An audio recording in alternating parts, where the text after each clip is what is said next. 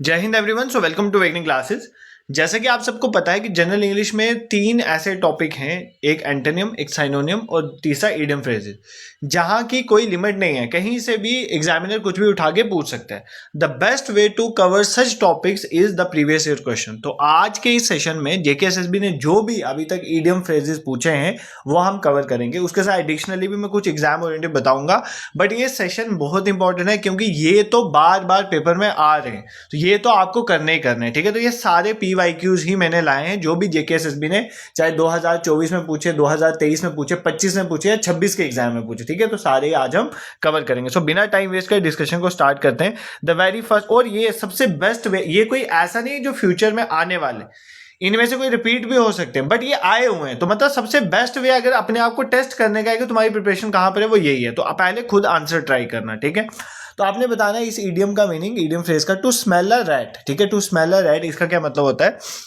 To smell foul, to see a rat, to chase a rat, to be suspicious. तो बताओ, basically to smell a rat का मतलब होता है, देखो टू स्मेल अ रैट का, I hope you have tried it, उसका मतलब होता है to be suspicious about something. मतलब जब भी आपको ऐसा लगता है, आपको थोड़ा शक है कि कहीं पर कुछ धोखा हो रहा है, ठीक है, कहीं पर ट्रिकरी हो रही है, कहीं पर डिसेप्शन हो रहा है, तो उसके लिए आप यूज करते हो टू स्मेल अ रैट। मतलब आपको रैट स्मेल है, इसका मतलब वहां पर कुछ ना कुछ गलत हुआ है। ठीक है, अब कुछ ऐसे और भी हैं जो सस्पिशन वगैरह को बताते हैं, जहां अनट्रस्ट वर्दी सिचुएशन को बताते हैं। वो कैसे? जैसे अगर पेपर में आ जाए स्मेल्स फिशी, ठीक है, स्मेल्स फिशी मतलब किसी जगह पे आपको फिशी स्मेल कर रहा है, इसका मतलब है कि वहां पर कहीं पर धोखा होने वाला है। ठीक है, कोई धोखाधड़ी वाली बात है, तो इसका ये भी इसी के रिलेटेड है, तो ये भी पता होना चाहिए। फिर इसी तरह एक होता है अंडर अ क्लाउड। ठीक है, अंडर अ क्लाउड, ये पूछे हुए हैं, ये भी डिफरेंट एग्जाम में, तभी बता रहा हूँ। अंडर अ क्लाउड का मतलब होता है जब आप सस्पिशियस हो कि कहीं पर डिस्ट्रस्ट वाली सिचुएशन, तो ये भी सस्पिशन के लिए ही यूज होता है। तो मतलब जहां पर आपको शक है वहां पर to smell a rat, smells fishy, under cloud, ये सारे इडियम्स जो हैं वो यूज होते हैं। तो इस तरह से कोई भी पेपर में आए तो आप इजिली कर लोगे। ठीक है, नेक्स्ट देखो, अब ये भी आपका इडियम फ्रेजेस है। To let off stream, my friend started murmuring. ठीक है, लेट ऑफ स्ट्रीम का क्या यहाँ पे इडियम का मीनिंग है? To release his tension, to show his anger, to show his approval, to show his displeasure. मतलब लेट ऑफ स्ट्रीम का मतलब ये बोल रहा है कि अपनी टेंशन को रिलीज करना, अपने एंगर को शो करना, अपने अप्रूवल, किसी की हाँ को मतलब बढ़ाना, फिर डिस्प्लेजर को शो करना कि आप खुश नहीं हो किस चीज से। तो लेट ऑफ स्ट्रीम का क्या मतलब? देखो, लेट ऑफ स्ट्रीम का मेनली मतलब होता है कि अपने आप इमोशंस को बेसिकली क्या करते हो, वेंट आउट करते हो। ठीक है, स्पेंट आउट करते हो अपने इमोशंस को, स्ट्रेस को, फ्रस्ट्रेशन को, टेंशन को, कुछ भी हो सकता है। तो जब आप अपने इमोशंस को मतलब हम बोल सकते हैं स्ट्रेस को, फ्रस्ट्रेशंस को जब वेंट आउट करते हो, उसको हम क्या बोलते हैं? Let off stream. तो ये बेस्ट इसका answer, to release his tension. ठीक है, अब देखो आप बोल सकते हो ये दो तो किसी भी तरह से इसके साथ मिलते जुलते नहीं है ना। टू शो इज अप्रूवल या टू शो इज एंगर हो सकता है, anger is a kind of emotion, बिल्कुल हो सकता है, बट लेट ऑफ स्ट्रीम में सिर्फ एंगर नहीं आता, एंगर उसका एक पार्ट है। लेट ऑफ स्ट्रीम का मतलब होता है जब आप अपने इमोशंस जो हैं उनको बाहर रख देते हो। इमोशंस कौन से? जैसे स्ट्रेस हो गया, जैसे फ्रस्ट्रेशन हो गई, टेंशन हो गया, एंगर उसका एक जस्ट पार्ट है। तो ये एक ब्रॉडर टर्म है, तो रिलीज हिज टेंशन आएगा, ना कि टू शो हिज एंगर। ठीक है, तो लेट ऑफ स्ट्रीम का मतलब क्या होता है? टू रिलीज हिज टेंशन, ये भी आपको पता होना चाहिए। नेक्स्ट देखो, अब ये क्या है? To show the white feather, white feather show करना किसी को, बताओ इसका क्या आंसर होगा? व्हाइट फेदर शो करना। देखो, व्हाइट फेदर शो करने का मतलब है to act as a plucky, to act as a stout hearted, to act as cowardice, to act as a dauntless. देखो, व्हाइट फेदर शो करने का मतलब होता है कि डरपोक, अपना बीइंग अ डरपोक दिखाना। ठीक है, मतलब आप डरपोक हो, ये चीज आप शो कर रहे हो अपनी, उसको बोलते हैं to show a white feather. ठीक है, अब डरपोक हो आप, इसके लिए कौन कौन से इडियम्स और एग्जाम में यूज होते हैं? जैसे एक हम यूज करते हैं येलो बिलाइट। ठीक है, ये बहुत बार पूछा गया है। येलो बिलाई का मतलब होता है अगर ये किसी पर्सन के यूज है तो वो पर्सन डरपोक है। ठीक है, उसी तरह एक और होता है लिली लिवर्ड, ये मैंने आपको पहले भी पढ़ाए हुए हैं। लिली लिवर्ड, लिली लिवर्ड का मतलब होता है जिसका बहुत कमजोर सा दिल है, मतलब वो डरपोक है, एक्सट्रीमली डरपोक। ठीक है, टिमिड वर्ड डरपोक के लिए यूज होता है, तो टिमिड उसको बोल सकते हैं। ठीक है, इसी तरह एक और वर्ड होता है चिकन आउट। क्या होता है? Chicken out. चिकन आउट का भी मतलब होता है, देखो चिकन आउट मतलब होता है कि जब आप कोई चीज नहीं कर रहे हो क्योंकि आपको उस चीज का डर है, तो ये भी एक तरह का डर को रिप्रेजेंट करता है। ये सारे डरने वाले हैं, ठीक है। तो येलो बिलाइड भी डरपोकनेस को बताता है आपका, लिली लिवर्ड भी आपका डरपोकनेस को बताता है। चिकन आउट का मतलब भी यही होता है कि आप जो है डिसाइड नहीं कर पा रहे हो कुछ करने के बारे में क्योंकि आप डरते हो, ठीक है। ये सब इसके रिलेटेड ही है। तो इसी तरह का एक जो था वो क्या था हमारा, to show the white feather, ठीक है। इसी तरह कुछ ब्रेवरी के रिलेटेड भी पता होना चाहिए, ठीक है। ये यहाँ से भी कई बार पूछ लेता है। एक होता है bite the bullet. Bite the bullet मतलब क्या होता है कि कोई भी आपकी सिचुएशन आई ना, बाइट द बुलेट का मतलब कोई भी आपकी लाइफ में सिचुएशन है, आपने जम के उससे लड़ाई की, मतलब बिना डरे आप उस सिचुएशन में कूद गए, ठीक है। बिना डरे आपने उस सिचुएशन का फेस टू फेस किया, उसको बोलते हैं हम बाइट द बुलेट, ठीक है। ये आपकी बहादुरी को बताता है, ठीक है।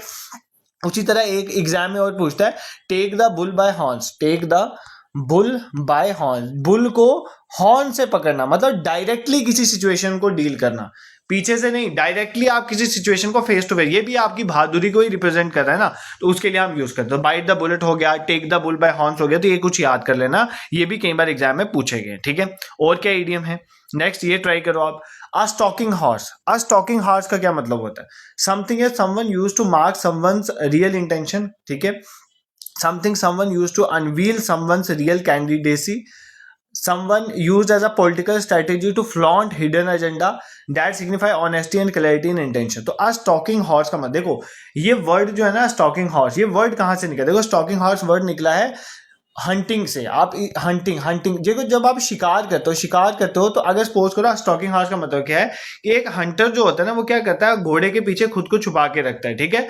तो ताकि शिकार उसके सामने आए और वो नोटिस ना, और बाद में वो शिकार कर लेता है। मान लो पहले ये वहां से ही वर्ड निकला स्टॉकिंग हॉर्स, मतलब पहले राजा महाराजा शिकार करने जाया करते थे ना, तो वो क्या करते थे, घोड़े के पीछे छुपे रहते थे और जैसे ही शिकार सामने आता था वो बाहर निकलते थे, ठीक है। तो इसका मतलब क्या है, बेसिकली इस स्टेटमेंट का मतलब है समथिंग या कोई चीज या कोई पर्सन जो अपने रियल इंटेंशंस को छुपा रहा है। क्या कर रहा है, रियल इंटेंशन को छुपा रहा है, मतलब खुद को छुपा के रख रहा है और सीक्रेटली किसी सिचुएशन को टेस्ट कर रहा है और बाद में निकल के आके वो उसको हंट कर देगा, ठीक है। तो इसका था something someone used to mark someone's real intention, मतलब सिंपली आपको याद है स्टॉकिंग हॉर्स का मतलब जैसे घोड़े के पीछे जो है वो छुपा रहता है कोई पर्सन, तो अपने प्रे का इंतजार करता है, इसी तरह जब आप अपने आप को छुपा के रखते हो अपने रियल इंटेंशंस को, तो उसको हम बोलते हैं स्टॉकिंग हॉर्स, ठीक है। नेक्स्ट देखो और क्या है, then we have to browbeat. क्या, to browbeat. To browbeat का मतलब क्या होता है, टू जेंटली परसुएड समवन, मतलब प्यार से किसी को किसी चीज के लिए परसुएड करना। टू इंटिमिडेट और बुली समवन, किसी को इंटिमिडेट मतलब बुली करना एक किस्म की, ठीक है। To encourage someone with positive reinforcement, किसी को इनकरेज करना। To ignore someone's feeling. To browbeat का मतलब होता है किसी को डराना, किसी को धमकाना, ठीक है, ताकि उससे कुछ करवाया जा सके, मतलब किसी को इंटिमिडेट करना या बुली करना, ठीक है, उसको बोलते हैं टू ब्रो बीट। ये अच्छे से देख लेना, ये पूछा गया, ठीक है। Next, to play ducks and drakes. ये तो ऐसा है ना, to play ducks and drakes, ये तो कई बार पूछा गया, इसमें कोई ये पहली बार वाला नहीं है, ये कई बार पूछा गया है। प्ले डक्स एंड ड्रेक्स का मतलब क्या होता है, टू मैनेज रिसोर्सेज केयरफुल, मतलब पैसे को या कोई भी रिसोर्स है उसको केयरफुली यूज करना। स्क्वैंडर मनी, मनी को वेस्ट करना। To be very honest with someone, किसी के साथ बहुत ऑनेस्ट होना। टू हैव नो डेट्स, किसी का उधार ना। देखो, to play ducks and drakes का मतलब होता है जब आप जो है बहुत ज्यादा मतलब रेकलेसली पैसा जो है वेस्ट करो, रिसोर्सेज को केयरलेसली वेस्ट करो, उसको हम बोलते हैं टू स्क्वैंडर मनी, मतलब to play ducks and drakes, ठीक है। इसके मिलते जुलते काफी हैं जो पेपर में पूछता है। क्या क्या पूछता है, जैसे पूछता है burn a hole in your pocket. Burn a hole in, ये जो मैं साथ लिखवा रहा हूँ ये इंपॉर्टेंट हैं, जितने ये इंपॉर्टेंट हो ये भी किसी ना किसी एग्जाम में पूछे गए। तो burn a hole in your pocket मतलब आपके जो पॉकेट है उसमें होल है, इसका मतलब पैसा बहुत निकल रहा है ना, तो इसका ये भी इसी के रिलेटेड है, मतलब ये भी किसको रिप्रेजेंट करता है, स्पेंडिंग लार्ज मनी, जब आप बहुत ज्यादा मनी जो है वो स्पेंड करो, स्पेंडिंग लार्ज मनी, ठीक है। तो इसके साथ आप रिलेट कर सकते हो। नेक्स्ट, और कौन सा है जिसमें आप ज्यादा पैसा खर्च करते हो, उसके जैसे पे थ्रू द नोज। पे थ्रू द नोज मतलब आप अपने नोज से पे करें, इसका मतलब ये होता है कि जब आप जो है किसी चीज के लिए बहुत ज्यादा पैसा जो है वो खर्च करो, किसी चीज के लिए बहुत ज्यादा पैसा जो है खर्च करो, मतलब एक तरह का केयरलेसनेस के साथ आप चीजों को स्पेंड करो, तो उसके लिए भी यूज होता है पे थ्रू द नोज, ठीक है। फिर एक थोड़ा सा इससे अलग है बट ये भी पूछता है पेपर में, cost N arm and a leg, ठीक है, आर्म एंड अ लेग, ठीक है। आपने किसी चीज को अचीव करने के लिए आपने अपनी बाजू भी दे दी, टांगे भी दे दी। इसका मतलब ये है कि आपका जो सौदा है वो बहुत महंगा पड़ा आपको, एक्सट्रीमली एक्सपेंसिव। तो जब भी कोई चीज आपके लिए एक्सट्रीमली एक्सपेंसिव पड़ेगी उसके लिए आप यूज करोगे cost and arm and a leg, ठीक है। मान लो अगर कोई आपकी मतलब आपने कोई प्रॉपर्टी खरीदी, वो बहुत महंगी खरीदी आपने, या आपकी कोई वॉर हुई उसमें आपका बहुत नुकसान हो गया, तो आप वहां पे बोल सकते हो cost and arm and a leg, मतलब जो चीज आपको बहुत ही एक्सपेंसिव पड़ी, ठीक है। ऐसे भी कई बार एग्जाम में पूछता है। फिर अब ये तो हो गया ज्यादा खर्चे करने वाला। अब जो कम लेस मनी स्पेंड वाले ईडियम कौन से आते हैं, वो भी आते हैं पेपर में, जहां पे आप कम पैसा स्पेंड करते हो। वैसे भी कुछ ईडियम्स हैं, जरूरी नहीं है खाली कि आप बहुत ज्यादा मनी स्पेंड करो, लेस वाले भी हैं। जैसे टाइटन योर बेल्ट, क्या टाइटन योर बेल्ट, ये नाम से पता चला आप अपनी बेल्ट को टाइट करो, इसका मतलब है कि आप पैसा जो है कम वेस्ट करो, ठीक है। उसका जैसे एक होता है live from hand to mouth, मतलब हाथ से मुंह तक आप सरवाइव करो, मतलब उतना ही आप रख रहे हो जितना आपके पास, जितना आपको खाने के लिए चाहिए, मतलब आपके पास लिमिटेड रिसोर्सेज को इफेक्टिवली यूज करो, ये यूज कर दो। फिर मेक बोथ एंड्स मीट, ये बहुत इंपॉर्टेंट है, बहुत बार पूछा गया। Make both ends meet, make both ends meet का मतलब होता है कि आपके पास उतना ही है जितना आपकी जरूरतें जस्ट पूरी हो रही हैं, ठीक है। तो ये एक तरह की आपके मनी को केयरफुली खर्च करने को रिप्रेजेंट कर रहा है। बट दूसरा, इससे पहले जो हमने पढ़े वो थे कि जब आप अपने मनी या अपने रिसोर्सेज को आप जुडिशियली यूज नहीं कर रहे हो, केयरलेसली वो पैसा जो अपना वेस्ट कर रहे हो, ठीक है, ये उसके लिए था, ठीक है। एक और देख लेते हैं, ये क्या कहता है, टू बाइट द डस्ट, ये तो सबको पता है ना, to lick the dust, to bite the dust मतलब धूल चटाना किसी को। Eat voraciously, to fail, to have nothing to eat root, तो मतलब टू फेल, ठीक है। टू बाइट द डस्ट का मतलब है टू फेल, ठीक है। अभी तक जो पढ़े उसको एक बार रिवाइज करते हैं, धीरे धीरे आगे बढ़ेंगे, जल्दबाजी नहीं है, बट ये इंपॉर्टेंट है, सारे देख के चलेंगे। टू स्मेल अ रैट का मतलब होता है when you are suspicious about something, कि कुछ फिशी है वहां पे, तो स्मेल्स फिशी भी उसी की तरह है, अंडर अ क्लाउड भी उसी की तरह, तो ये भी पता होना चाहिए। लेट आउट स्ट्रीम का मतलब होता है कि जब आपने इमोशंस को एक्सप्रेस करो, टेंशन, फ्रस्ट्रेशन या कुछ ऐसी है, तो उसको आपको रिलीज करना है, ये उसको रिप्रेजेंट करता है। और व्हाइट फेदर किसी को शो करना है, इसका मतलब है कि आप उसको अपनी जो आपकी डरपोकना है वो उसको दिखा रहे हो, बीइंग डरपोक, ठीक है। इसके साथ मिलते जुलते वर्ड हैं, जैसे लिली लिवर्ड, ये एक्सट्रीमली डरपोक बंदे को बताता है। येलो बिलाई, ठीक है, चिकन आउट। बट बहादुरी वाले हैं बाइट द बुलेट, ठीक है, बाइट द बुलेट है। Take the bull by horns, तो ये आपकी बहादुरी को रिप्रेजेंट करते हैं, ये भी पता होना चाहिए। स्टॉकिंग हॉर्स का मतलब होता है कि जब आप किसी चीज के पीछे छुप के, ठीक है, और छुप के अपने रियल इंटेंशंस को छुपा के कुछ कर रहे हो, तो उसके लिए यूज होता है स्टॉकिंग हॉर्स, ठीक है। नेक्स्ट हमारे पास to browbeat, browbeat का मतलब होता है किसी को फ्राइटन करना, किसी को धमकाना, किसी को इंटिमिडेट करना, किसी को बुली करना, ताकि आप कोई चीज उससे करवा सको। To play ducks and drugs का मतलब होता है जब आप जरूरत से ज्यादा रिसोर्सेज को, मनी को वेस्ट करते हो, उसको बोलते हैं स्क्वैंडर करना मनी को। इसी से मिलते जुलते हैं, जैसे burn a hole in your pocket, मतलब लार्ज मनी को स्पेंड करना। पे थ्रू द नोज भी वही है। Cost and arm and leg, मतलब आप किसी चीज को अचीव करने के लिए आपको बहुत खर्चा हो गया, मतलब बहुत नुकसान उठाना पड़ गया, एक्सट्रीमली एक्सपेंसिव चीज आपको पड़ी, तो उसके लिए यूज होता है। जहां पे कम अमाउंट आपका स्पेंड हुआ वहां पर उसके लिए हम यूज करते हैं tighten your belt. Leave from hand to mouth, मतलब हाथ से मुंह तक ही सर्वाइव करना, ठीक है, मतलब बेसिक नेसेसिटीज को पूरा करना। मेक बोथ एंड्स मीट, ये दोनों ऑलमोस्ट सेम है, ठीक है। Leave from hand to mouth और मेक बोथ एंड्स मीट, तो ये पता होने चाहिए। उसके बाद बाइट द डस्ट, ये तो सिंपल है, टू फेल मतलब हार जाना, ठीक है। नेक्स्ट देखो, नेक्स्ट क्या कह रहा है, नेक्स्ट है हमारे पास put all your eggs in one basket, मतलब अपने सारे एग्स को एक ही बास्केट में डालना, ठीक है। To invest everything in a single venture और plan, to carry a lot of fragile things, to take a lot of risk in life, to arrange things carefully. देखो, basically put all your eggs in one basket का मतलब होता है एक आपकी risky approach को represent करता है कि जब आप अपना सारा रिसोर्सेज, आप अपने सारे पैसे जो हैं एक ही जगह पे इन्वेस्ट कर रहे हो, ठीक है, उसको बोलते हैं put all your eggs in one basket. तो ऑप्शन ए इसका करेक्ट आंसर था। इसमें देखो, रिस्क की बात तो है, बट इसका मतलब ये नहीं है कि अ लॉट ऑफ रिस्क उठाना लाइफ में। इसका मतलब है कि आप रिस्क उठा रहे हो, किस तरह से रिस्क उठा रहे हो, आप अपनी पूरी इन्वेस्टमेंट जो एक ही जगह ला, मान लो मैं अपना पूरा पैसा शेयर मार्केट में लगा रहा हूं, तो भाई मैं अपने सारे एग्स जो है एक बास्केट में डाल रहा हूं।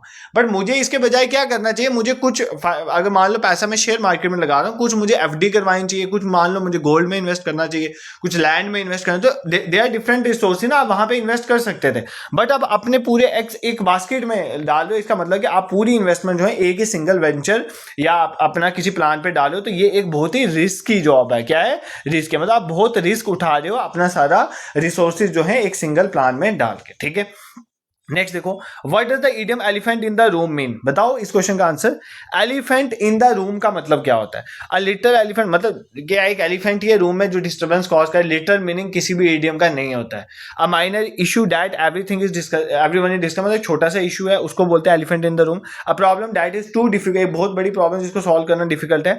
एक large obvious problem that everyone is ignoring, this is the correct answer. Elephant in the room का मतलब होता है एक बड़ी और एक ऑब्वियस प्रॉब्लम जो सबको पता है बट उसको सब इग्नोर करें। क्यों इग्नोर करें? मे बी अगर वो सामने लाएंगे तो वो अनकंफर्टेबल हो जाएंगे या उनके लिए एम्बैरेसिंग हो जाएगा, बट इसका मतलब होता है कि एलिफेंट इन द रूम का मतलब है एक बड़ी प्रॉब्लम, ऑब्वियस प्रॉब्लम, बट हर कोई उस प्रॉब्लम को इग्नोर कर रहा है। क्या कर रहा है? इग्नोर कर रहा है। ये वर्ड इंपॉर्टेंट है, ठीक है। पेपर में कंफ्यूज हो सकते थे ऑप्शन सी के साथ, क्यों एलिफेंट एक बड़ा है एनिमल तो आप ये लगा सकते हो problem that is too difficult to solve, but इसका मतलब ये नहीं। इसका मतलब है एक लार्ज ऑब्वियस प्रॉब्लम जो हर कोई क्या कर रहा है? इग्नोर कर रहा है, ठीक है। इसी तरह पेपर में आपने देखा होगा एक व्हाइट एलिफेंट पूछता है, बहुत बार पूछा गया व्हाइट एलिफेंट, ठीक है। व्हाइट एलिफेंट का मतलब क्या? व्हाइट एलिफेंट मतलब होता है कि कोई भी ऐसी चीज जिसको आपने खरीद के मतलब एक वेस्टेज करी है मनी की, वेस्ट ऑफ मनी बोल सकते हो, ठीक है। व्हाइट एलिफेंट मतलब किसी काम का नहीं, वेस्ट ऑफ मनी बोल सकते हो, मतलब कोई चीज यूजलेस है आपके लिए, ठीक है, उसके लिए व्हाइट एलिफेंट आता है। और ये भी पेपर में आता है व्हाइट एलिफेंट, इसलिए मैंने आपको बता दिया, ठीक है। नेक्स्ट पे मूव करते हैं। नेक्स्ट क्या कहता है? नेक्स्ट आपका, हाँ ये देखो, ये क्या कहता है? टू फाइंड द, हाँ कहता है looking for a needle in a haystack, मतलब trying to find my lost ring, मेरी रिंग गुम गई थी कॉलेज में तो मैं उसको ढूंढ रहा हूँ। Is like looking for needle in the haystack. College में रिंग ढूंढना ये इसी की तरह है जैसे एक नीडल ढूंढना हेयर स्टाइक में। इसका मतलब क्या है? ठीक है, तो इसका मतलब क्या है? Making a big deal of a small thing, छोटी चीज के बड़ी डील बना देना। डूइंग समथिंग इम्पॉसिबल करना, अनइम्पॉर्टेंट चीज करना, या समथिंग सीक्रेट। देखो इम्पॉसिबल सी चीज करना ना, इम्पॉसिबल चीज मतलब एक कॉलेज के अंदर एक रिंग को ढूंढना बहुत मुश्किल काम है कॉलेज के एरिया में, ठीक है। तो बेसिकली होता है इम्पॉसिबल काम करना, उसको बोलते हैं हम needle in a haystack, ठीक है। अब जैसे ये लिखा हुआ है making a big deal of a small thing, छोटी चीज का बड़ा बनाना है उसको, ठीक है। ये आपको पेपर में एक इडियम पूछता है, make a mountain of a molehill, ठीक है। Mountain of a molehill मतलब छोटी पहाड़ की राई भर चीज का पहाड़ बनाना, आपने सुना होगा ना। तो ये वही है, make a mountain of a molehill, ये कई बार एग्जाम में पूछा गया, ठीक है। अब जैसे ये है डूइंग समथिंग सीक्रेटली, मतलब छुप के किसी चीज के बारे में करना, इसके रिलेटेड एग्जाम में पूछता है। कैसे? मतलब अगर कोई पूछे under the table, under the table का मतलब होता है सीक्रेटली किसी चीज को करना, छुप के करना, ठीक है। मतलब मेनली इलीगल चीजों के लिए यूज होता है। या आप ऐसे बोल सकते हो बिहाइंड क्लोज डोर, ठीक है, क्लोज डोर के पीछे काम करना, बिहाइंड क्लोज डोर। तो ये याद कर लेना, ऐसे एग्जाम में पूछे जाते हैं, ठीक है। बिहाइंड क्लोज डोर ऐसे पूछता है एग्जाम में। तो क्या था बेसिकली हमारा जो क्वेश्चन था वो था आप नीडल हेयर स्टैक में ढूंढ रहे हो, मतलब आप क्या कर रहे हो? इम्पॉसिबल काम करने की कोशिश कर रहे हो। और दूसरा मैंने आपको बताया make a mountain of a molehill, मतलब एक छोटी राय भर बात का पहाड़ बनाना, ठीक है। और अगर आपने सीक्रेटली कोई काम हो रहा है सीक्रेट के तौर पे, तो under the table, behind close door ऐसे एग्जाम्स में आएंगे, ठीक है। अब इसी के साथ मिलता जुलता एक और एग्जाम में पूछता है कि जब आप इंफॉर्मेशन को क्या करते हो, जब आप इंफॉर्मेशन को सीक्रेट रखने की कोशिश करते हो, मतलब आप किसी को इंफॉर्मेशन को बताने की जो है वो नहीं बताना चाहते, उसको सीक्रेट रखे, उसके लिए यूज होते हैं जैसे like my lips are sealed, ठीक है। माई लिप्स आर सील्ड, मेरे लिप्स सील्ड है, मतलब मैं कुछ नहीं बोल रहा, तो मैंने कुछ बात जो है छुपा के रखी है, ठीक है। कीप इट क्वाइट, ये भी नाम से पता चल रहा है कि आप कुछ छुपा के रखो, कीप इट क्वाइट। बट सबसे इंपॉर्टेंट है बाइट योर टंग, ये पूछता है एग्जाम में, बाइट योर टंग, अपनी टंग को ही बाइट कर लो, मतलब अपनी टंग को ही बाइट करने का मतलब है कि अपनी जो कोई बात है उसको अंदर ही चबा के रखना, ठीक है, किसी को बताना नहीं। तो ये भी एक तरह के सीक्रेट रखना इंफॉर्मेशन को रिप्रेजेंट करता है, ठीक है। I hope this is clear to you, कोई दिक्कत नहीं है। नेक्स्ट देखो और क्या है, और क्या क्वेश्चन है यहाँ पर। देखो आप ये ना, मैंने जब स्क्रीनशॉट लिए कुछ साइनोनियम एंटोनियम के भी आ गए, डोंट वरी, ये मैं वो स्किप कर रहा हूँ। अगर आप बोलोगे तो जो भी पीवाईक्यूज जैसे हम इडियम फ्रेजेस देख रहे हैं, इसी तरह से जो भी एंटोनियम साइनोनियम जेके से आज तक पूछे वो भी हम कवर कर लेंगे एक आधे सेशन में। इसमें आपको सोचने वाली जरूरत है। नेक्स्ट देखो क्वेश्चन 14 क्या कहता है, pick out the correct meaning of the idiom. Idiom क्या? Argus eyed. आर्गस आइड का मतलब आपने बताना है, ठीक है। आर्गस आइड क्या होती है? वेरी ट्रस्टिंग और naive, overly confident and boastful, extremely attentive, observant, disinterested, indifferent. देखो आर्गस आइड मतलब होता है एक बहुत ही एक्सट्रीमली अटेंटिव, ऑब्जर्वेंट आइज को बोलते हैं, ठीक है। मतलब एक वॉचफुल, विजिलेंट आपको होना, ठीक है। बोलते हैं ना विजिलेंस, वर्ड सुना हुआ है, विजिलेंट होकर किसी काम को करना, तो मतलब अटेंटिव होकर किसी काम को करने वाली आंखों को बोलते हैं आर्गस आइड, ठीक है। दिस इज क्लियर, कोई दिक्कत नहीं होनी चाहिए। नेक्स्ट क्वेश्चन देखो, एक आपको होमवर्क दे रहा हूं, ये 3-4 है, इसमें ये आपके लिए होमवर्क असाइनमेंट है, एक तो खुद करो, अभी बताओ मुझे कमेंट सेक्शन में। टू प्ले सेकंड फिडल, या मुझे बताओ टू प्ले सेकंड फिडल का मतलब होता है, मान लो एक कोई सीनियर है तो उसका सबॉर्डिनेट की तरह आपने काम किया, ठीक है, मतलब आप किसी को स्पोर्टिंग रोल दे रहे हो किसी को, ठीक है, मतलब आप लेस इंपॉर्टेंट हो किसी, आप किसी को स्पोर्टिंग रोल दे रहे हो, टू प्ले सेकंड फिडल उसको बोलते हैं। आप मुझे बताओगे इसका आंसर कमेंट सेक्शन में। नेक्स्ट देखो, a man of straw, man of straw बोलते हैं एक ऐसे पर्सन को जिसका कैरेक्टर बहुत कम है, ठीक है, तो कैरेक्टर बहुत कम होने वाला पर्सन कौन सा होता है? मैन ऑफ नो सबस्टांस, ठीक है, ये बहुत बार पेपर में पूछा गया। मैन ऑफ स्टार का मतलब होता है आप मैन ऑफ नो सबस्टांस, मतलब जिसको आप ट्रस्ट नहीं, कैन नॉट बी ट्रस्टेड, मतलब पर्सन हु लैक्स कैरेक्टर, जिसका कैरेक्टर नहीं है, ठीक, तो ये याद कर लेना। To hit the nail right on the head, मतलब नेल राइट हेड पे ही हिट करना, मतलब एग्जैक्ट उसी जगह पे हिट करना, मतलब राइट थिंग करना, to do the right thing, सही चीज करना। इसका मेनली मीनिंग होता है कि किसी चीज को मोस्ट एक्यूरेट और इफेक्टिव वे में करना, उसके लिए बोलते हैं to hit nail on the head, to hit nail right on the head, ठीक है। नेक्स्ट देखो और क्या है, ये पूछा था हार्प ऑन। हार्प ऑन का मीनिंग क्या होता है? हार्प ऑन मतलब टू कीप ऑन प्रेजिंग, किसके बारे में प्रेज करते रहना, to criticise, to remark, to keep on talking. देखो हार्प ऑन का मतलब होता है बेसिकली जब आप क्या करते हो, आप जो है बोलते रहते हो या कंप्लेन करते रहते हो अबाउट अ पर्टिकुलर सब्जेक्ट, किसी भी चीज के बारे में अगर आप बार बार उसी चीज के बारे में बोलते जाओगे तो उससे क्या होगा, आपको वो चीज अनॉय करने लगेगी, इस चीज को बोलते हैं हार्प ऑन, ठीक है। तो मतलब बार बार किसी चीज को, एक सिंगल टॉपिक को बार बार रटते रहना, तो कीप ऑन टॉकिंग हम इसका लगा सकते हैं, ठीक है। नेक्स्ट देखो, अ storm in a tea cup, एक टी कप के अंदर स्टॉर्म, ठीक है, एक टी कप के अंदर स्टॉर्म, इसका मीनिंग क्या होता है? टी कप के अंदर स्टॉर्म, इसका बताओ मुझे, a T cup on the storm का मीनिंग क्या होगा? हार्प ऑन तो मैंने आपको बता दिया ना, कि जब आप किसी चीज को बार बार सेम चीज को रिपीट कर रहे हो उसको बोलते हैं हार्प ऑन। बट अब आपने मुझे बताया storm in the tea cup का मतलब क्या होता है? देखो अनप्रिडिक्टेड इवेंट, मतलब आपको प्रिडिक्शन नहीं है, उसमें कुछ भी हो सकता था। मच एक्साइटमेंट और something trivial, a great noise, a hazard signal. देखो basically a storm in the tea cup का मतलब होता है much excitement about something trivial, मतलब आपको बहुत ज्यादा एक्साइटमेंट है अबाउट समथिंग, किसी चीज के बारे में, तो उसके लिए हम यूज करते हैं क्या, हम यूज करते हैं अ storm in a tea cup. ये आपको क्लियर होना चाहिए, ठीक है। तो अभी जो पढ़े एक बार वो देख लेते हैं, ठीक है, कहां से हमने कहां छोड़ा था वहां से देख लेते हैं एक बार। हाँ, यहां से स्टार्ट करते हैं। तो सबसे पहले मैंने आपको बताया था वापस, pull all your eggs in one basket, मतलब पूरा रिस्क एक ही चीज में डाल देना, ठीक है। एलिफेंट इन द रूम मतलब एक लार्ज ऑब्वियस प्रॉब्लम बट सब उसको इग्नोर करना। व्हाइट एलिफेंट मतलब वेस्ट ऑफ मनी, यूजलेस के लिए यूज किया जाता है। उसके बाद मैंने देखा looking for a needle in a hay मतलब आप इम्पॉसिबल करने की कोशिश कर रहे हो। Make a mountain of a molehill मतलब राय का पहाड़ बनाना, एक छोटी सी बात को बड़ा कर देना। Under the table behind close door मतलब ये सीक्रेटली काम के लिए रिप्रेजेंट करते हैं। इसमें एक इंपॉर्टेंट है कि जब आप किसी इंफॉर्मेशन को छुपा के रख रहे हो, उसको सीक्रेटली रख रहे हो, उसके लिए आप यूज करते हो, जैसे my lips are sealed, keep it quiet, bite your tongue, ये आप उनके लिए यूज करते हो इडियम, ये इंपॉर्टेंट है। आगे साइड का मतलब होता है एक्सट्रीमली अटेंटिव और विजिलेंट सी आइज, उसके लिए हम यूज करते हैं। जब आप विजिलेंट हो, आपके आगे पीछे क्या हो रहा है। To play second fiddle homework दिया है। अ मैन ऑफ स्टार मतलब होता है एक ऐसा पर्सन जिसका कोई कैरेक्टर नहीं है। और to hit the nail right on the head, इसका मतलब है to do the right thing, ठीक है। नेक्स्ट देखो, हार्प ऑन का मतलब when you are continuously saying one thing बार तो आपको एनॉय करने लगेगी। A storm in the tea cup होता है when you are much excited about something, ठीक है, उसके लिए हम इसको यूज करते हैं। नेक्स्ट देखो, स्पिल द बीन्स, ठीक है। एक होता है किसी चीज को छुपा के रखना, ठीक है, एक होता है किसी चीज को छुपा के रखना, एक होता है किसी सीक्रेट को खोल देना, ठीक है। तो रिवील करना किसी सीक्रेट को, जो जैसे हमने बताया ना पहले, सीक्रेट को छुपा के रखने वाले, जैसे आपने देखा बाइट योर टंग, ठीक है, उसके बाद जो है मतलब आपने लिप्स को सील करना, ये सारे सीक्रेट को छुपा के रखना। स्पिल द बीन्स, मटर को छीलते हैं तो बीज सामने आ जाते हैं ना, इसका मतलब होता है सीक्रेट को रिवील करना, ठीक है।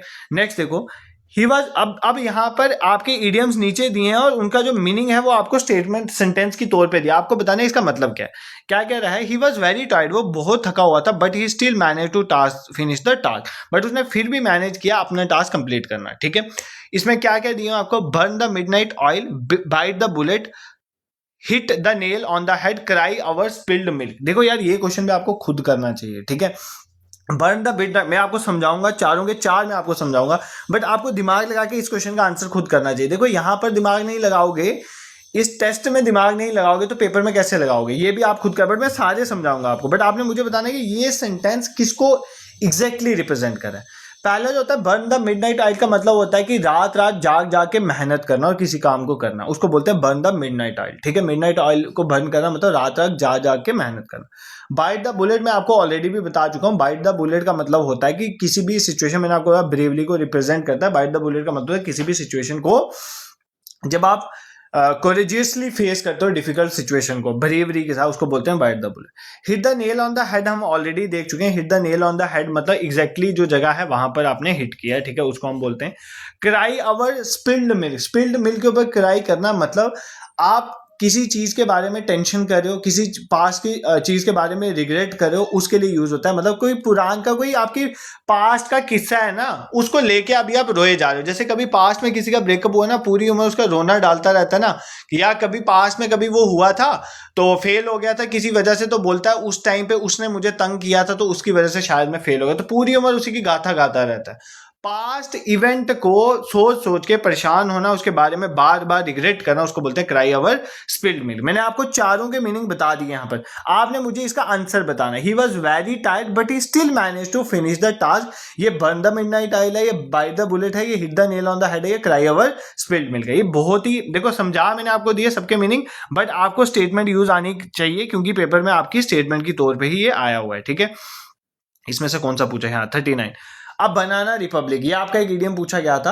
अब बनाना रिपब्लिक, अब बनाना रिपब्लिक का क्या मतलब होता है? अब बिग और रिच कंट्री, देखो अब बनाना रिपब्लिक बोला जाता है कि एक स्मॉल सी कंट्री, ठीक है, जिसकी गवर्नमेंट वीक है, उसको मॉक करने के लिए बोला जाता है इसकी खुद की तो गवर्नमेंट वीक है, ये दूसरों के सिर पे चल रहा है, तो स्मॉल या poor country with a weak government, उसके लिए बनाना रिपब्लिक यूज होता है। ठीक है, a cock and bull story, देखो कॉक एंड बुल स्टोरी, देखो कुछ ऐसी स्टोरीज होती हैं जो स्टोरीज, ये क्वेश्चन खुद ट्राई करो, कुछ ऐसी स्टोरीज होती हैं जो जिन स्टोरीज को बहुत लंबा खींचा गया होता है। फूड है, काइंड ऑफ फूड, फूड बोलते हैं ना देसी लैंग्वेज में, कुछ भी बोलते होंगे आप, मतलब एक किस्म की फूड है मारना, बड़ी बड़ी बातें करना, बट उसका कोई रियलिटी में लेना देना नहीं है। तो बेसिकली ये बोला जाता है अब्सर्ड एंड अनबिलीवेबल चीज के बारे में। ठीक है, एक अब्सर्ड सी मतलब जो एग्जिस्टेंस में नहीं है, और अनबिलीवेबल सी कहानी बड़ी लंबी खींची हुई, उसको बोला जाता है कॉक एंड बुल स्टोरी। ठीक है, दिस इज क्लियर। कहीं होते हैं ना बंदे जो लंबी खींच खींच के बातें सुनाते हैं। नेक्स्ट देखो, to doctor the accounts, accounts को डॉक्टर करना, डॉक्टर करना अकाउंट्स को, इसका मतलब बताना है हमें। ठीक है, अकाउंट्स को डॉक्टर करना। To make changes in the accounts books, account की बुक में चेंज करना, ये तो सिंपल चेंज है ना, ये पॉजिटिव भी हो सकता है नेगेटिव भी हो सकता है। To clear the doctor's bill, doctor के बिल को क्लियर करना, ये तो नहीं है। To verify the accounts, accounts को वेरीफाई करना in detail. To manipulate, basically to doctor the accounts का मतलब होता है मैनिपुलेट करना अकाउंट्स को फॉर इलीगल पर्पसेस के लिए। जब आप मैनिपुलेट करते हो किसी अकाउंट को, उसके लिए यूज करते हो डॉक्टर द अकाउंट। भाई ये जेकेएसएस भी नहीं पूछे हुए हैं, ये मत सोचो कि मैं कहीं और से उठा के लाया, तो आपको ये करना है। ये आपने नहीं पढ़ा होगा जो डॉक्टर द अकाउंट्स का मीनिंग क्या होगा। ठीक है, इसमें से कुछ ऐसे जो मैंने भी पहली बार देखे हैं, इसलिए मैं आपको बोलता हूं एंटोनियम, साइनोनियम्स और इडियम फ्रेजेस ऐसे टॉपिक्स हैं जो एंडलेस हैं भाई, कितने पढ़ लोगे। The best way to cover such topic is previous year question. आपने एसएससी और जेकेएसएसबी के पीवाईक्यूज कवर करने। जेकेएसएसबी मैं अभी करवा रहा हूं, एसएससी वाले जो थे एक महीना पहले मैंने एक मैराथन सेशन लिया हुआ है। एक मैराथन सेशन अभी 10,000 बच्चों ने आई थिंक देखा हुआ है। एक महीना पहले मेरी जो कंप्लीट मैराथन सेशन वाली प्लेलिस्ट है उसमें इडियम्स एंड फ्रेजेस का एक कंप्लीट मैराथन सेशन मैंने 1 घंटे में डाला हुआ है, जिसमें जो भी इंपॉर्टेंट रिपीटेटिव वाले थे वो सारे मैंने पहले पढ़ाया। आज तो मैं आपको टेस्ट कर रहा हूं, वो मैंने पढ़ाए हुए हैं। उस सेशन को सभी बच्चे देख के जाएंगे, और दूसरा ये सेशन। ठीक है, ये 2 सेशन भी देख के जाओगे ना, तो जैसे अभी रिसेंट जो एग्जाम्स हैं उनमें उसी में से आ गए। आई एम नॉट सेइंग कि इस बार भी पक्का वहीं से आएंगे, but there are maximum chances कि आ जाएंगे, नहीं भी आ सकते क्योंकि एंडलेस है ना यार, कितना पढ़ लोगे। बट इसमें उतना टाइम नहीं देना होता, आपने जस्ट पीवाईक्यूज के थ्रू इनको कवर करना। एक एंटोनियम साइनोनिम्स के भी मैंने मैराथन सेशन एक डाला हुआ है, उसको देखो। प्लस जो इस पेपर में आए हैं, इन्हीं पेपर्स में डिफरेंट जो 2024-25 के पेपर्स में जो जेकेएसएस ने पूछे, वो भी एक सेशन में इसी तरह में लेके कवर करवा दूंगा। ठीक है, इनको आपने कवर करना है। बाकी इंग्लिश मैंने पूरी पढ़ाई, आप वहां से कर सकते हो। अगर आप बोलोगे तो एक पूरा बाकी जो बचा इंग्लिश है वो सारा समझाने वाला है, उसका एक मैराथन सेशन भी हम ले लेंगे। ठीक है, डोंट वरी, हमारे मैराथन सेशन डेली आ रहे हैं। To keep the pot boiling, pot को बॉइल होने दो। To keep the pot boiling, इसका क्या मतलब है? देखो, कीप द पॉट बॉइलिंग का मतलब होता है कि इंटरेस्ट, बच्चों की एक्साइटमेंट किसी चीज में बनी रहे। मान लो अगर मैं पढ़ा रहा हूं तो मैं इस तरह से पढ़ाऊं कि पॉट जो है वो बॉइल, मतलब मैं 2-2.5 घंटे भी पढ़ाऊं तो तुम बोर नहीं होने चाहिए, उसको बोलते हैं to keep the pot boiling. मतलब किसी भी चीज में एक्साइटमेंट या हम बोल सकते हैं मोमेंटम जो है आपका बना रहे, तो उसके लिए हम ये जो है इडियम यूज करते हैं, to keep the pot boiling. ठीक है, नेक्स्ट देखो, think out of the box. ये तो बहुत सिंपल था, ये आप कॉमन भी यूज करते हो, लेकिन इस बच्चे ने गलत कर दिया ना, convention conventional manner. Think out of the box होता है मतलब अपनी सोच से बाहर जाके सोचना, मतलब इनोवेटिव मैनर में सोचना। कन्वेंशनल होता है जैसे सारे सोच रहे हैं वैसे सोचना। तो फिर आउट ऑफ द बॉक्स का क्या मीनिंग हुआ? फिर तो बॉक्स के अंदर ही रह के आप भी सोचो ना। आउट ऑफ द बॉक्स का मतलब होता है जब आप बाकियों से अलग होके एक इनोवेटिव मैनर में किसी चीज को सोचे, तो उसको बोलते हैं think out of the box. ठीक है, अगर आप इडियम फ्रेजेस में, सच बोलते हो, अगर आप इडियम फ्रेजेस में थोड़ा सा दिमाग लगाओगे ना तो आप उसके जो वो कहना चाहता है वो समझ जाओगे। और दूसरा होता है कोई भी इडियम फ्रेजेस का लिटरल मीनिंग वो सेम नहीं होता है। मान लो अगर एक आपका ब्रेक का लेग है, ब्रेक का लेग, अगर मैं आपको बोलूं ब्रेक का लेग, अब ब्रेक का लेग का अगर उसने मीनिंग में बोला होगा किसी की टांग तोड़ देना, वो कभी नहीं होगा इडियम का मीनिंग। एक तो ऐसे आपने एलिमिनेट करना। ब्रेक का लेग का मतलब होता है गुड लक, किसी को गुड लक विश करने के लिए हम ब्रेक का लेग बोलते हैं। ठीक है, जब पहली बार मेरे को किसी ने बोला था तो मैं भी घबरा गया था, ब्रेक का लेग का क्या मीनिंग है, बट इसका होता है गुड लक। ठीक है, तो आपने ये याद रखना है, इसलिए बोल रहा हूँ वो मैराथन सेशन देख लेना, प्लस ये सेशन अगर इधर से आ गया, नहीं आ गया तो भगवान भरोसे। ठीक है, विल ओ द विस्प, इसका क्या मीनिंग है? ठीक है, इडियम बताना है। Will o' the wisp, will o' the wisp का मतलब क्या होता है? An objective that is effortlessly within one's grasp requiring minimum effort to achieve, मतलब एक ऐसी चीज जो जिसको मिनिमम एफर्ट लगेगा किसी को अचीव करने में। अ guiding principal that leads individual towards, एक कोई ऐसा प्रिंसिपल जो किसी को क्लैरिटी की तरफ लेके जाए या सक्सेस में लेके जाए। Basically will of the wisp का सीधा बता दे, इसका मीनिंग होता है एक अपने इल्यूजन में ही रहना, जो आपको अच्छा तो लग रहा है बट वो अल्टीमेटली अनअटेनेबल है, ऑफन लीड्स वन एस्टो। मतलब क्या होता है कि हम कई बार अपने दिमाग में वो प्लान बनाते हैं जो बिलीवेबल नहीं है, अचीवेबल नहीं है, मतलब कह सकते हैं कि हम अनअटेनेबल सी चीज है वो अपने दिमाग में लेके बैठे, बट अल्टीमेटली हम उसको अटेन नहीं कर पा रहे। ठीक है, उसके लिए यूज किया जाता है ये विल ओ द विस्प। ठीक है, नेक्स्ट देखो days of reckoning. Days of reckoning का मतलब क्या होता है? डेज ऑफ रेकनिंग देखो इसलिए बोलते हैं ना, अपने आप तुम पाप करते चलो तो एक दिन तुम्हारा हिसाब होगा। वो जो हिसाब होगा ना उसको बोलते हैं days of reckoning. Days of reckoning एक ऐसे समय को बोलते हैं जब आपने जो कोर्स ऑफ मिस्टेक्स किए हैं, मिसस्टेट किए हैं, जो आपने पास्ट में जो गलत किया हुआ उनके कॉन्सिक्वेंसेज आपको मिलेंगे, उसको बोलते हैं डेज ऑफ रेकनिंग। ठीक है, तो डेज ऑफ रेकनिंग का मतलब क्या होता है? एक judgement period when past action decision culminate into inevitable consequences, जब आपके किए हुए का आपका सामने आएगा कर्म का फल, उसको बोलते हैं डेज ऑफ रेकनिंग। ठीक है, नेक्स्ट देखो, नेक्स्ट क्या है? Salt of the earth. देखो जैसे आपने सुना है ना apple of an eye, apple of an eye सुना है ना? एप्पल ऑफ एन आई का मतलब क्या होता है? मतलब किसी की आंख का तारा, मतलब एक ऐसा पर्सन जो आपको बहुत प्यारा है, चेरिशेबल है, उसके लिए यूज कर। इसी तरह साल्ट ऑफ द अर्थ भी होता है। साल्ट ऑफ द अर्थ का मतलब होता है कि एक ऐसा पर्सन जो जेन्युइन है, जो अच्छा है और जो ऑनेस्ट है। साल्ट देखो, नमक, नमक जहां पर भी है ना वो ईमानदारी को रिप्रेजेंट करता है। तो गुड, ऑनेस्ट और जेन्युइन पर्सन के लिए हम यूज करते हैं सॉल्ट ऑफ द अर्थ। इसी तरह जैसे मतलब यार उस सॉल्ट ऑफ द अर्थ में समझ लो एक देश क्या उसने नमक खाया और हम कहते हैं उसने नमक हराम नहीं किया है, मतलब ठीक है गलत नहीं किया है, तो इसका मतलब वो ऑनेस्ट हुआ ना बंदा। तो सॉल्ट ऑफ द अर्थ का ये मतलब। इसी तरह जैसे एप्पल ऑफ एन आई, किसी की आंखों का तारा। ठीक है, तो a person who is cherished, loved, उसके लिए यूज। इसी तरह एक होता है एप्पल ऑफ डिस्कॉर्ड। अब किसी सभी को लगता है वो पॉजिटिव है, but Apple of Discord is negative. Apple of discard का मतलब क्या होता है? आपने एप्पल ऑफ डिस्कार्ड बोल तो पेपर में आ जाता है बोन ऑफ कंटेंशन, ये दोनों सेम है। मतलब कोई ऐसी, मान लो किन्हीं दो भाइयों के बीच में एक जमीन का पार्ट है जिसकी वजह से दोनों भाइयों के बीच में जो है झगड़ा है, जैसे कौरव पांडव में, तो उसको हम बोलेंगे एप्पल ऑफ डिस्कार्ड, या हम बोलेंगे बोन ऑफ कंटेंशन। ठीक है, तो ये याद कर लें, ये भी पूछता है एप्पल ऑफ डिस्कार्ड पेपर में, इसलिए मैंने आपको बता दिया। ठीक है, नेक्स्ट देखो, हाँ यहां पर भी आपको इडियम्स दिए हुए हैं, आपने बताना है इस इडियम के बेसिस में ये कौन सा सेंटेंस है। Not enough to make a real difference, मतलब वो काफी नहीं है कि एक बड़ा डिफरेंस ला सके। A drop in ocean, break the ice, bite the bullet, call it a day. देखो basically a drop in ocean, एक ओशन के अंदर एक बूंद जो है वो बहुत कम होती है, वो इतना नहीं है कि वो किसी चीज में एक रियल डिफरेंस ला सके। तो इसका ये आंसर तो ऑप्शन है। ब्रेक आइस का मतलब क्या होता है? ब्रेक आइस का मतलब होता है स्टार्ट अ कन्वर्सेशन। मान लो हम दोनों हैं, हम दोनों का झगड़ा हुआ था, ठीक है, बट हम बैठे, तो मैंने क्या किया, मैंने कन्वर्सेशन को स्टार्ट किया, तो मैं ऐसे बोलूंगा पुराना विवाद खत्म करके मैंने आइस को ब्रेक किया। ठीक है, उसके लिए बोलेंगे। बाइट द बुलेट मैं ऑलरेडी बता चुका हूं, किसी भी सिचुएशन को, किसी भी डिफिकल्ट सिचुएशन को आप ब्रेवली के साथ फेस कर रहे हो, उसको बोलेंगे हम bite the bullet. Call it a day, ये भी इंपॉर्टेंट है, पूछता है एग्जाम में। कॉल इट अ डे का मतलब होता है कि अब आप स्टॉप कर चुके हो काम करना। मान लो आपने पूरा दिन काम किया, अब आपने वर्क करने से स्टॉप कर दिया, क्योंकि आप आज का काम जो है अच्छा खासा कर चुके हैं। मतलब आज आपने, जैसे कई बार होता है ना कि आपने आज शाम तक ही पूरे दिन की पढ़ाई कर ली और आप आप कॉल इट अ डे कर देते हो कि अब मैं रात को नहीं पढ़ूंगा, मैंने शाम तक ही अपना सारा कवर कर दिया, उसको बोलते हैं कॉल इट अ डे। ठीक है, ड्रॉप इन ओशन मतलब होता है एक समुद्र में एक बूंद, तो वो कोई इतना बड़ा नहीं है जो एक बड़ा डिफरेंस करे। ब्रेक द आइस का मतलब होता है स्टार्ट करना कन्वर्सेशन में। बाइट द बुलेट का मतलब होता है किसी सिचुएशन को ब्रेवरी के साथ जो है फेस करना। कॉल इट अ डे का मतलब होता है स्टॉप करना वर्किंग को। ठीक है, दिस इज क्लियर। नेक्स्ट देखो, ब्रेक द आइस ऑलरेडी बता चुका हूं, टू स्टार्ट अ कन्वर्सेशन, ये तो बहुत सिंपल था, डायरेक्ट भी था। नेक्स्ट देखो, hit the nail on the head, मतलब ये तो ऑलरेडी बता चुका हूं, टू बी एग्जैक्टली राइट। देखो अब आपको यहां से समझ आ गया होगा कि अगर आपने पीवाईक्यूज देखे होते तो ये देखो ना, आप रिपीट हो रहे ना, इसी तरह पेपर में रिपीटेड क्वेश्चन आते हैं। इसलिए मैं बोलता हूं कि जो भी पढ़ो अच्छे से पढ़ो, एटलीस्ट पीवाईक्यूज तो कवर करो ना हर एक टॉपिक के। तो मैं ज्यादा फोकस पीवाईक्यूज को कवर करवाने में इसलिए करवाता हूं क्योंकि पीवाईक्यू से डायरेक्टली क्वेश्चन आएंगे। अभी भागना मत, 5 मिनट लगा के देखो, जब तक जो पढ़ा है वो रिवाइज नहीं किया तो फिर वो क्या फायदा है। एक ही बार अभी मैं रिवाइज करवा दूं ताकि आपको इसको बार बार देखने की जरूरत नहीं पड़ेगा। बाकी अगर आपको मेरा पढ़ाना पसंद आता है तो it hardly takes a second to subscribe this YouTube channel, आप अभी कर सकते हो अगर पसंद आता है तो, otherwise no need of that. To smell of rat का मतलब होता है कि जब आपको शक है कहीं पर, आप उसके लिए smells fishy, under a cloud, ये वर्ड्स भी यूज कर सकते हो।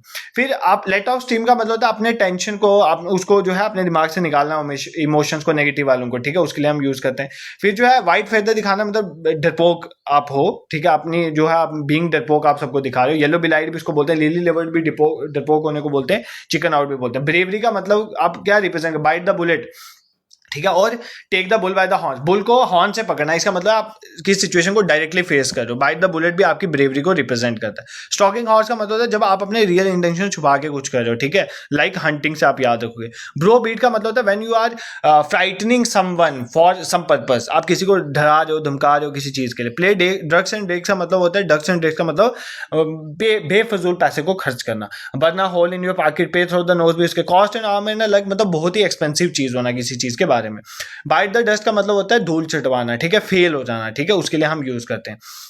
नेक्स्ट देखो हमारा, put all your eggs in one basket, मतलब पूरा रिस्क अपना एक ही जगह पे, एक ही वेंचर पे लगा देना। ठीक है, एलिफेंट इन द रूम मतलब एक बड़ी ऑब्वियस प्रॉब्लम जो हर कोई इग्नोर करे। व्हाइट एलिफेंट का मतलब होता है वेस्ट ऑफ मनी। ठीक है, मतलब आपने कोई यूजलेस चीज रखी है उसके लिए यूज किया जाता है। Looking for needle in a haystack मतलब कुछ इम्पॉसिबल करने की सोचना। Make a mountain of a molehill, में छोटी सी चीज का बड़ा पहाड़ बनाना। Under the table behind close door मतलब सीक्रेटली किस चीज को करना। इन्फॉर्मेशन को सीक्रेटली रखने के लिए my lips are sealed, bite your tongue, keep it quiet. और सीक्रेट को रिवील करने के लिए स्पिल द बीन्स। ठीक है, तो ये ऑलरेडी हमने देख लिया। नेक्स्ट देखो, आर्गस आइड होती है when your eyes when you are very attentive कि आपके आगे पीछे क्या हो रहा है, तो आप विजिलेंट है काफी, उसके लिए यूज किया जाता है। टू पे सेकंड फिडल, आपने ये बताया मतलब जब आप स्पोर्टिंग रोल कर रहे हो किसी को। मैन ऑफ स्टार मतलब एक पर्सन का कोई कैरेक्टर नहीं है। To hit the nail right on the head मतलब राइट चीज करना। ठीक है, उसके बाद हाफ ऑन का मतलब होता है when you are talking or doing something again and again again and again, और वो आपको एनॉय करने लगे। Storm in a tea cup का मतलब होता है मच एक्साइटेड ओवर समथिंग। ठीक है, नेक्स्ट क्या है, स्पिल द बीन्स मतलब सीक्रेट को रिवील करना, ये मैंने आपको बता दिया। बर्न द मिडनाइट, रात और जाग के काम करना। बाइट द बुलेट भी हमने देख लिया, ब्रेवली किसी चीज को फेस करना। Hit the nail on the head right करना, एक्यूरेटली करना। ठीक है, क्राई और स्पिल्ड मिल्क मतलब पुरानी एक कोई चीज के बारे में सोचते रहना और रिग्रेट करते रहना बैठ के। ठीक है, नेक्स्ट देखो, अब बनाना रिपब्लिक का मतलब होता है एक स्मॉल या पुअर कंट्री जिसकी एक वीक गवर्नमेंट हो। A cock and a bull story मतलब ऐसे खींची हुई स्टोरी जिसका कोई भी बिलीव नहीं करेगा कि वो सही है। ठीक है, अब डॉक्टर्स द अकाउंट का मतलब मैनिपुलेट करना, अकाउंट फॉर इलीगल पर्पसेस। फिर मेंटेन इंटरेस्ट बनाए रखने के लिए, to keep the pot boiling मतलब सबका इंटरेस्ट जो है किसी चीज में बना रहे उसको बोलते। थिंक आउट द बॉक्स मतलब इनोवेटिव मैनर में सोचना, कन्वेंशन को हट के। विल ऑफ द विस्ट का मतलब होता है कि जब आपके दिमाग में कोई ऐसी इल्यूजन है जो आपको अच्छी तो लग रही है बट वो अनअटेनेबल है। ठीक है, डेज ऑफ रेकनिंग मतलब वो समय जब आपके किए हुए कर्मों का फल आपको मिलेगा। ठीक है, सॉल्ट ऑफ द अर्थ का मतलब होता है कि जो बंदा ऑनेस्ट है, जेन्युइन है, काइंड है। एप्पल ऑफ डिस्कार्ड या बोन ऑफ कंटेंशन होता है दो पर्सन के बीच में विवाद, दो या दो से ज्यादा पर्सन में भी हो सकता है। एप्पल ऑफ द आई का मतलब होता है प्यारा। ठीक है, ड्रॉप इन द ओशन होता है बहुत कम। ब्रेक द आइस में start the conversation. Bite the bullet हम ऑलरेडी देख चुके हैं, कॉल इट अ डे मतलब आज की छुट्टी कर देना। ठीक है, नेक्स्ट देखो, hit the nail on the head वो हम देख चुके हैं, एग्जैक्टली राइट और एक्यूरेट होना। Break the ice, start the conversation. ठीक है, आई होप आपको आज का मेरा सेशन पसंद आया होगा। देखो जितने भी जूनियर सेशन के बच्चे देख रहे हैं, अगर आप मॉक टेस्ट देना चाहते हो section full length exam oriented practice करना चाहते हो, आप गूगल में जाओ, गूगल में आपने लिखना है awakeningclasses.in, तो आपको हमारी ऑफिशियल वेबसाइट मिल जाएगी, वहां पे जाके आप टेस्ट प्रैक्टिस कर सकते हो। बाकी टेलीग्राम और व्हाट्सएप के लिंक मैंने डिस्क्रिप्शन में डाले, उसको जरूर ज्वाइन कर लो, कोई भी इंपॉर्टेंट इन्फॉर्मेशन वहीं पर शेयर करता हूँ। कंप्लीट मैराथन सेशन वाली प्लेलिस्ट इस टाइम पे रिवीजन के लिए बेस्ट सोर्स, आप उसको यूज कर सकते हो। कल हमने क्रॉप्स ऑफ इंडिया का सेशन लिया है, आप बच्चे उसको कवर करोगे तभी कल weather and climate of India का सेशन आएगा। अगर आप कवर करोगे तो इसी तरह आपके डेली या अल्टरनेट डेज पे मैराथन सेशन आते रहेंगे, ठीक है। अगर तुम कवर नहीं करोगे पीछे वाले, तो आगे मैं नहीं लाऊंगा। 1 सवा घंटा, 1.5 घंटे, 2 घंटे का मैराथन सेशन होता है, बहुत मेहनत लगती है एग्जाम ओरिएंटेड चीजों में, इसलिए आप साथ साथ उसको कवर करते चलेंगे। This it for today and do subscribe this YouTube channel, share with your friends also. Thank you so much for watching.